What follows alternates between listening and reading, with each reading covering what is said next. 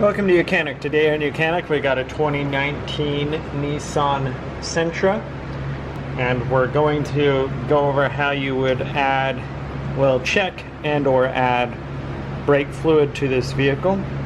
So to start with, this is the brake fluid reservoir. It's right on the driver's side, and on the driver's side next to the firewall. So that's between the engine and the passenger compartment. So we have our fluid reservoir here. Right here is the full mark, and down here is the minimum. So this one's a little bit fuller than it should be, but so we could take some out. But a good thing too, so like sometimes you can't see it because the plastic has gotten it started to deteriorate or whatever. So you can put a light up to it, and then you can see your fluid level. So you get you'll get a good line here of your fluid level. But if you needed to add fluid because you were down here,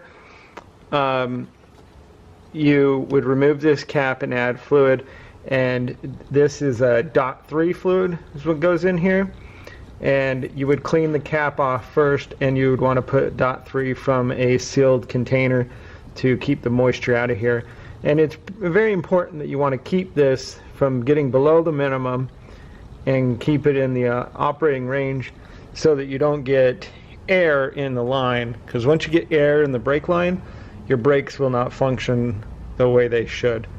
But you twist the cap off, and you would pour your fluid in up to the line, and then you can twist the cap back on and tighten it up. And so that's how you add your brake fluid to your 2019 Sentra. Thanks for watching. YOUCANIC, where you can be the mechanic.